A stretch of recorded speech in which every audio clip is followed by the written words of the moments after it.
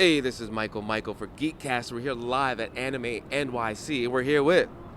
Jeffrey Diesler. Tay Bailey. Hi. Oh, now this is very interesting because this is your first con, and you're a regular. Yeah, regular, I would say. 3 years. 3 years? 3 years, yeah. So what's your first impression, even though the doors didn't open yet? Honestly, I'm excited. I just really want to get my hands on some merch, maybe like see the vendors, see the artists. Yoshiyuki Tomino, the creator of Gundam, is going to be here, and this is like one of his very few rare USA appearances, so I'm really excited to see him. I love Gundam. And yourself as a veteran. What are you interested in seeing?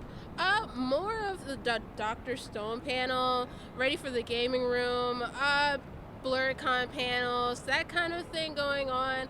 I'm usually like mostly around friends, like taking pictures or whatnot, but I feel like this year I want to focus on like the livelihood of it instead of just like taking pics or whatnot, just like being a part of like the panels and like, you know, going to like meetups and stuff like that. So you didn't do that before?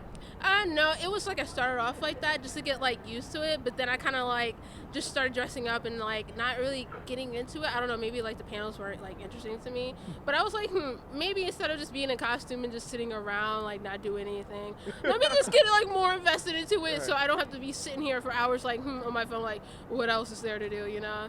Well, this year we were here since they did the ribbon cutting. Yeah. So we were at the very first Anime NYC, and Cool. we wanted to focus today on the fans, because really about you guys. Yeah, this is something that I think it's needed. It's a community thing, you know. It's the anime and like the manga community, video games.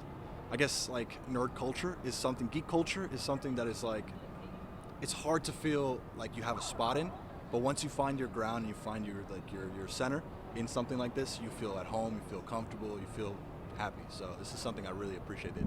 Would you agree with that sentiment? Definitely agree, and it's even better because it's becoming more of like a norm thing where it's not so like, oh, you're weird for doing this. It's being like, oh, you do that? That's really cool. Like, people mindsets are changing these days. Like back then when I started getting into it, it was like, oh, you're doing this, like you're weird, get away from me. Now it's like, oh, you watch that too? You watch Demon Slayer? I'm just like, whoa, okay, that's cool. Like it's really cool to see like people make like, you know, designer coats off of anime. Like Michael Jordan just did like a collab like with Coach recently with Naruto. Like it's just cool to see people do that kind of thing now. Like it's just so awesome.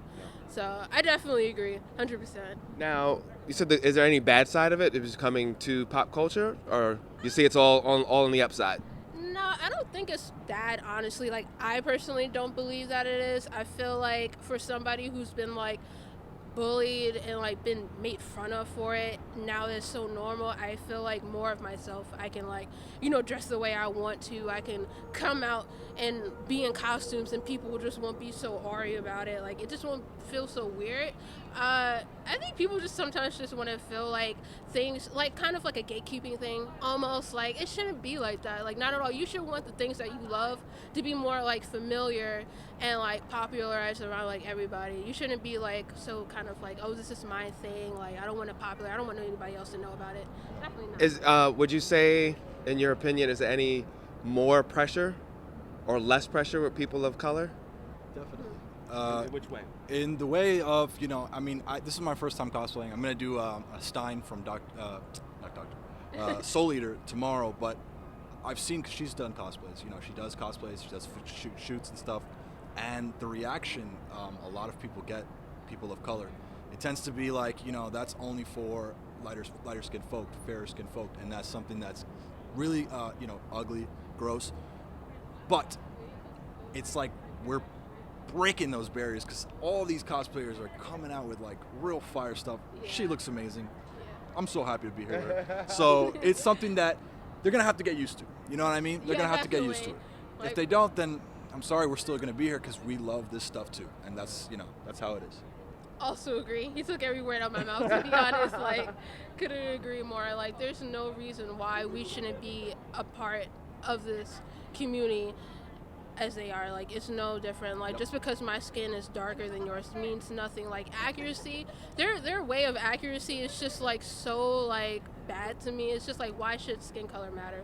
Like, it should never matter in any case. Like, if that's a character, then it's freaking animated, man. Like, just do what you freaking want. Like, And it's all pretend. right. It's not that serious. It's not like this is gonna go against the Bible or the word of Right. whoever. Or the First Amendment. Like, it's Yeah. it's not hurting anybody besides their feelings. And if so, oh well.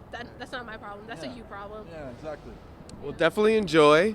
I think we have another hour before they start. Before they start, Yeah. yeah. Hopefully we get in there and we start. I'm gonna be buying some stuff. I'm gonna so do my hopefully- best not to buy anything. I'm gonna just go in there. I'm telling. Look, believe in me. I'm trying to believe in myself. I need it so bad. Well, definitely enjoy. Have a good one. Thank you. Take care.